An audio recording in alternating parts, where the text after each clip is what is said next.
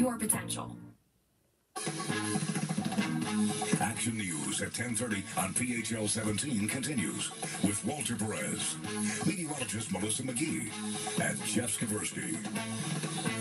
Hello again, 10:30 now. Walter's off. I'm Brian Taff, and this is the scene in Ocean City tonight from our attheshore.com Sky 6 camera. The rain coming down sideways, frankly. Lots of wind.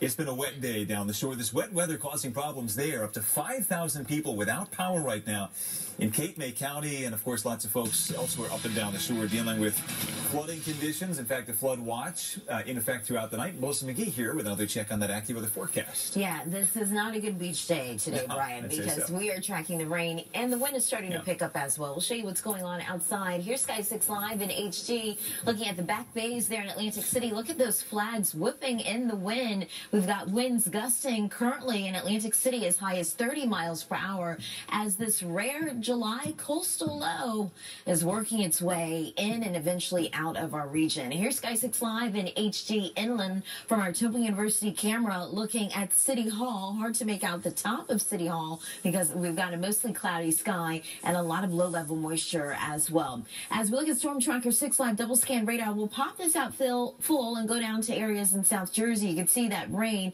Heavier pockets pressing into Atlantic City. Same thing for Mays Landing and Millville. It's moving just to the north of Sea Isle City. But as we continue to skirt inland, we're tracking these pockets of moisture and rain that will continue as we go throughout the rest of tonight. And eventually we get a break during the overnight hours. Looking at the temperatures, though, with that easterly wind, we're in the 60s and 70s. 63 in Allentown, 70 in Philadelphia, 73 in Cape May, but 55 there in the Poconos, 65 in Trenton. These are the winds I'm talking about. Winds right now in AC gusting as high as 36 miles per hour. We've got a gust in Millville of 39 miles per hour. Not as strong as you head inland. 25 mile per hour wind gusts right now reported in Philadelphia. Here's Satellite 6 along with Action Radar. There's the center of the storm just to the south of Philadelphia, and all of that rain is rushing to our north and west. So we actually did bypass some of the heaviest rain as that moves off to our west, but as we go throughout the rest of tonight,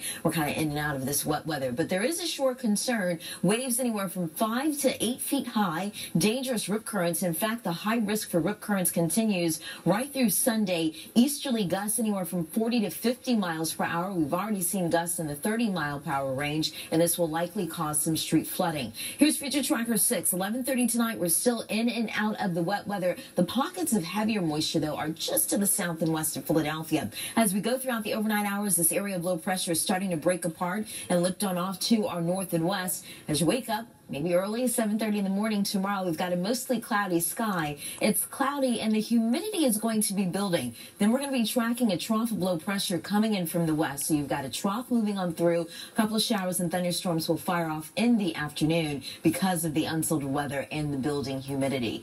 The AccuWeather forecast showing you tomorrow, it's humid, a high temperature of 84. It's not going to be a washout, but make sure you keep a watchful eye to the sky with those pop-ups on the way. On Monday, thunderstorms are possible and 84 for a high, muggy on Tuesday, and at 86. We're staying unsettled next week on Wednesday, 84, and we'll keep the threat of a pop-up shower thunderstorm in the forecast, Brian, right into next weekend.